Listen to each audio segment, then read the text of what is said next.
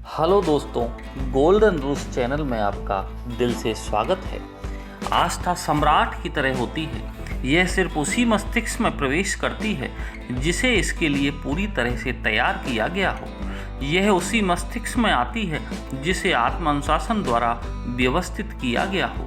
सम्राट की ही तरह आस्था को भी मस्तिष्क के महल का सर्वश्रेष्ठ कक्ष दिया जाना चाहिए। यह दासों के कमरों में नहीं रहती है और यह ईर्ष्या, लोभ, अंधविश्वास, नफरत, प्रतिशोध, चिंता, शंका या डर के साथ भी नहीं रहती है। अगर आप इस सत्य का महत्व पूरी तरह समझ लेंगे तो आप उस रहस्यमयी शक्ति को समझने की राह पर आगे बढ़ जाएंगे जिसने युगों युगों से वैज्ञानिकों को दुविधा में डाल रखा है। राल्फ वाल्डो इमर्सन ने कहा था, हर व्यक्ति में कोई ना कोई ऐसा गुण होता है जो मैं उससे सीख सकता हूँ और उससे मैं उसका शिष्य बन जाता हूँ। लेखक कहते हैं कि जब मेरे पास बहुत सारा धन था तो मैंने गलती से यह मान लिया था कि धन शक्ति का स्थायी स्रोत हो सकता है। अब मुझे यह आश्चर्यजनक बात पता चली कि आस्था के बिना धन सिर्फ धातु है जिसमें खुद की कोई शक्ति नहीं होती है। आस्था वह सब हासिल कर सकती है जो दुनिया भर के पैसे से हासिल नहीं हो सकता। और मैं यह सुझाव देना चाहूँगा कि असीम बुद्धि मौन या प्रकृति की शांति में ज़्यादा स्पष्टता से प्रकट होती है। सांसारिक वस्तुओं के संग्रह के पीछे पगलाए लोगों की भागम भाग में यह नज़र नहीं आती है। आस्था एक ऐसी मानसिक अवस्था है जिसका आनंद सिर्फ वही लोग ले सकते हैं जिन्होंने अपने मस्तिष्क को पूरी तरह नियंत्रित करने की कला सीख ली है। यह एकमात्र चीज है जिस पर व्यक्ति का पूरा नियंत्रण होता है।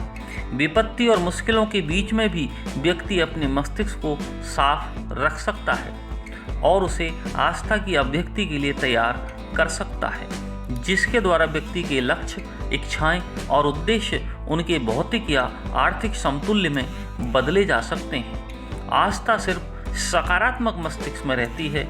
आस्था अमृत की तरह है। यह सकारात्मक मस्तिष्क को शक्ति, प्रेरणा और कर्म देती है। यह वह शक्ति है जिसके द्वारा सकारात्मक मस्तिष्क चुंबक की तरह काम करता है और अपने विचारों के भौतिक स्वरूप को आकर्षित करता है। व्यक्ति जिसकी कल्पना कर सकता है और जिसमें विश्वास कर सकता है, आस्था से वह सब हासिल हो सकता है। आस्था से व्यक्ति को मनचाही चीज अपने आप नहीं मिल जाती है, लेकिन यह उस चीज को पाने का रास्ता दिखाती है। इंसान की प्रगति संयोग या किस्मत से नहीं होती है, यह तो आस्था के प्रयोग का परिणाम है। आस्था द्वारा मनुष्य ईश्वर के प्रति कृतज्ञता व्यक्त करता है।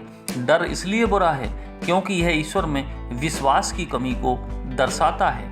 सक्रिय आस्था को डर नहीं होता है। यह इस बात को नहीं मानती है कि ईश्वर अपनी संतानों को धोखा देता है और दुनिया को अंधेरे में रखता है। यह हताशा को अस्वीकार कर देती है। आस्था की शक्ति हो तो कमजोर से कमजोर आदमी भी विपत्ति में ज़्यादा शक्तिशाली बन जाता है। आस्था के साथ कर्म करके हेलन केलर ने अपनी विपत्ति पर विजय पाई और उपयोगी जीवन जिया। जो लोग इस रहस्यमयी शक्ति को खोज लेते हैं और अपनी समस्याओं को सुलझाने में इसका इस्तेमाल करते हैं, उन्हें कई बार स्वप्नदर्शी कहा जाता है। लेकिन यह भी ध्यान रहे कि वे अपने सपनों को साकार करने के लिए मेहनत भी करते हैं और इस तरह हेलन केलर की इस बात की पुष्टि करते हैं कि सही तरह से समझे जाने पर आस्था निष्क्रिय नहीं बल्कि सक्रिय होती है। सही तरह की आस्था के साथ एक अजीब बात यह है कि यह आमतौर पर किसी संकट की स्थिति में उत्पन्न होती है। यह तब सामने आती है जब लोग अपनी समस्याएं सुलझाने के लिए सामान्य विचारों से आगे जाने के लिए मजबूर हो जाते हैं। जिंदगी की संकटकालीन स्थितियां अक्सर लोगों को दोहराए पर ले जाती हैं, जहां उन्हें अपनी दिशा चुनने के लिए विवश होना पड़ता है। एक राह आस्था की होती है, दूसरी डर की। जो व्यक्ति आस्था की राह चुनता है वह दैनिक जीवन में तत्काल वह साहसिक निर्णय लेकर अपने मस्तिष्क को विश्वास करने के लिए तैयार कर चुका है। जो व्यक्ति डर की राह चुनता है वह ऐसा इसलिए करता है क्योंकि उसने मस्तिष्क को सकारात्मक रूप से तैयार करने को नज़रअंदाज कर दिया है।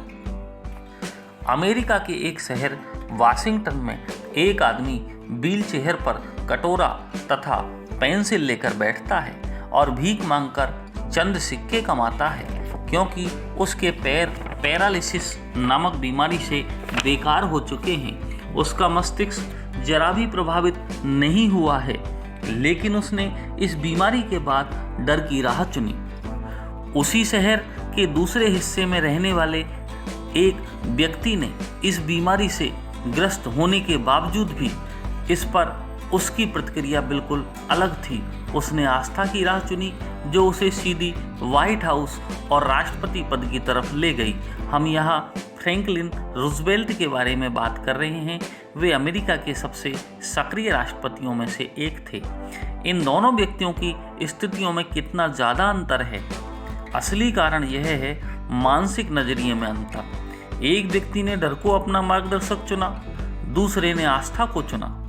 शिखर पर पहुंचने वाले लोग आस्था की ऊंची राह चुनते हैं। इस रहस्यमयी आंतरिक शक्ति की एक अजीब बात यह है कि यह लोगों के संकल्प को पूरा करती है।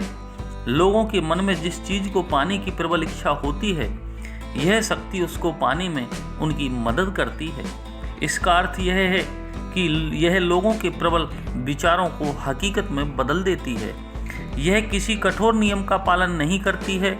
यह व्यक्तिगत स्वतंत्रता का एकमात्र भव्य राजमार्ग प्रदान करती है। जब तक आपको रहस्यमयी आंतरिक शक्ति तक पहुंचने की राह न मिल जाए, तब तक उसे खोजते रहें। जब आपको राह मिल जाएगी तो आपको अपना सच्चा स्वरूप भी मिल जाएगा, जो आपको सफलता की तरफ ले जाएगा। दोस्तों, यह वीडियो आपको कैसा लगा?